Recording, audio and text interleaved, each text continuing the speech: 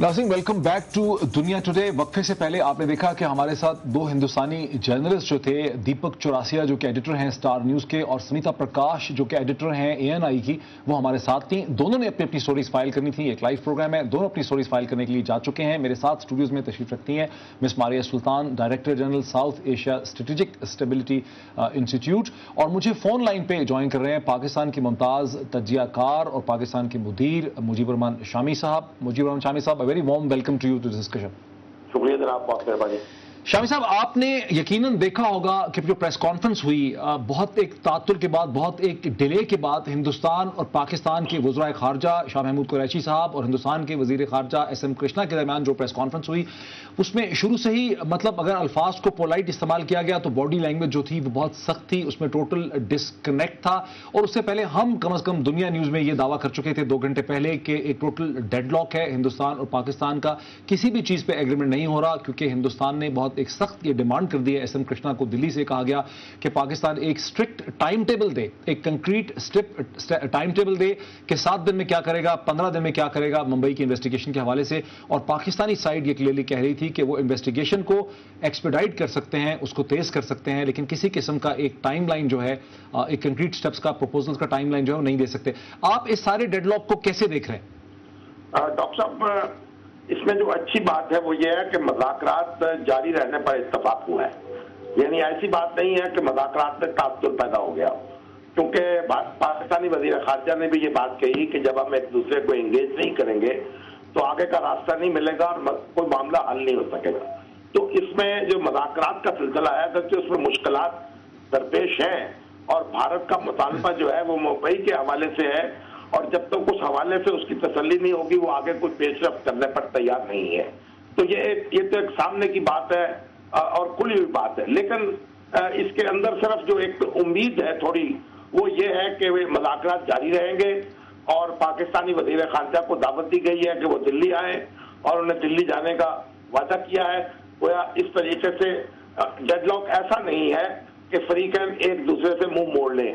बातचीत का सिलसिला तो जारी रहेगा, लेकिन पाकिस्तान को भारत के इत्मीनान के लिए बहुत कुछ करना पड़ेगा, और अगर वो इत्मीनान नहीं होगा तो ये मामला जो है आगे नहीं बढ़ सकेगा। शामी साहब, मेरे साथ रहिए, आप क्या कहती हैं? मेरे ख्याल से जी बात सिर्फ भारत के इत्मीनान की नहीं है, और ये जो है मुज़ाकरात से जो है बड़ी ये बात वाज़ेह हो गई है। बात ये है कि पाकिस्तान और हिंदुस्तान के दरमियान बहुत ज़्यादा खलीज है, और इस खलीज के अंदर बहुत ज़्यादा पेचीदा मसाइल हैं।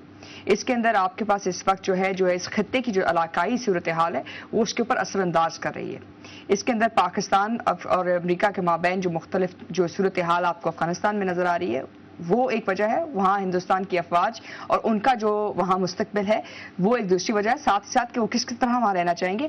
और जो दूसरी बात जो मेरे ख्याल से जो इस मुज़ाकरात से आप पीछे नहीं लेके जा सकते हैं, वो कश्मीर के अंदर बदलती हुई सूरत हाल है, और वहाँ जो आपके पास जो है इंसानी हकूक़ की पामाली और उसके साथ मुंसलिक जो मुख्तलिफ चीज़ें हैं, वो चीज़ें शो कर रही हैं कि इस वक्त की कोई ख़ास क्लैरिटी नहीं है हिंदुस्तान के अंदर कि वो पाकिस्तान के साथ किस तरह के ताल्लुकात चाहते हैं। मुंबई तो सिर्फ महज एक जो है सिंबलिज्म है। बात यह है कि इंडिया का भी जुडिशल प्रोसेस अगर आप देख लें, उनके भी जो है जो दहशतगर्द जो उनके मुताबिक थे, जो जिनका ख्याल था, जिनका ताल्लुक पाकिस्तान के साथ, आप ये समझते हैं कि हिंदुस्तान के अंदर, जैसे कि हमने वक्फे से पहले हमने बात की कि ना सिर्फ हिंदुस्तान के होम सेक्रेटरी GK पिल्लाई साहब की जो एक दिन पहले की स्टेटमेंट थी इंडियन एक्सप्रेस में, उसने भी एटमॉस्फेयर को ख़राब किया, बल्कि खुद एक बड़ी दिलचस्प चीज़ ये हुई कि अमेरिका के सदर बराक ओबामा के नेशनल सिक्योरिटी एडवाइज़र जो हैं NSA जनरल जेम्स जोन्स, वो दिल्ली पहुंचे, और उन्होंने पाकिस्तान और टेररिज्म के हवाले से जो वहाँ स्टेटमेंट थी CNN IBN से बात करते हुए, उससे ऐसा लगा कि भारत के अंदर जो एक लॉबी थी जो चाहती थी कि पाकिस्तान के साथ नरमी ना की जाए, या पाकिस्तान के साथ बातचीत ना की जाए, या पाकिस्तान को कंसेशंस ना दी जाएं, और वो गालिबन SM कृष्णा साहब के मौक़िफ़ से एग्री नहीं करती थी, वो स्ट्रॉन्ग हो गई, और मिनिस्ट्री ऑफ एक्सटर्नल अफेयर्स कमज़ोर हो गई यहाँ पे इंडिया की। खुद इंडिया के अंदर भी हमें एक हमें कॉन्फ्लिक्ट नजर आता है, एक हमें फॉल्ट लाइन नजर आती है। मेरे ख्याल से बहुत वाज़ेह है, और मैं उसकी जो लिंक है, जैसे मैंने पहले जिसकी तरफ इशारा किया, कश्मीर की तरफ इशारा किया, या उन मतलब मामला की तरफ इशारा किया जिसके अंदर इनकी होम मिनिस्ट्री के ताल्लुकात हो सकते हैं, वो बात वाज़ेह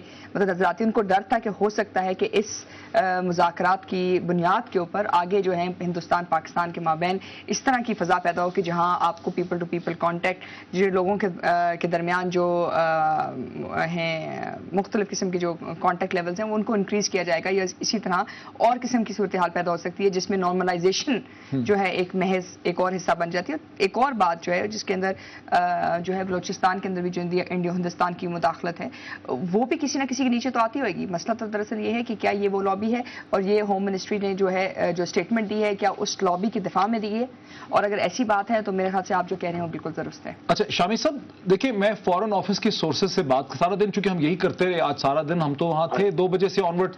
تو شامی صاحب ایک جو وہاں پہ بات سمجھ آتی ہے کہ ہندوستان ٹیررزم پہ بات کرنا چاہتا ہے لیکن کشمیر پہ بات نہیں کرنا چاہتا, ٹریڈ اور کامرس پہ بات کرنا چاہتا ہے لیکن پانی اور انرجی کے ایشوز پہ بات نہیں کرنا چاہتا, سر کریک پہ بات کرنا چاہتا ہے لیکن سیاچین پہ بات نہیں کرنا چاہتا.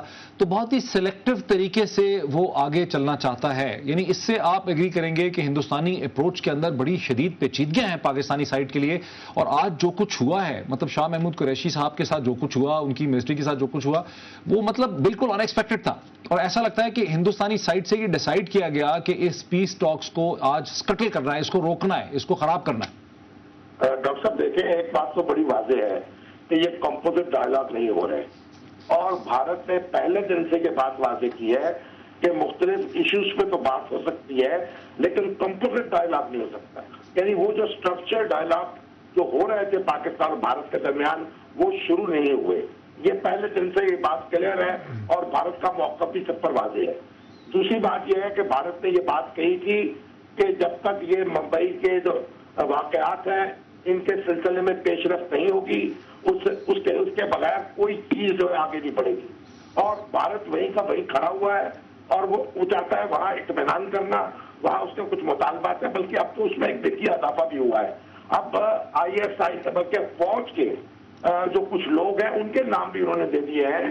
آئی ایس آئی کا نام براہ راست آ گیا ہے کہ اس کے عناصر براہ راست ملوث تھے, اور جو ہیٹلے کی انویسٹیگیشن ہے اس سے یہ چیز واضح ہوئی ہے. شامی صاحب اس پہ بات کرتے ہیں, ہمیں مجھے ایک بریک لینے دیجیے, بریک کے بعد ہم اس بات چیت کو اسی پوائنٹ سے کنٹینیو کرتے ہیں. بریک لیتے ہیں ناظرین.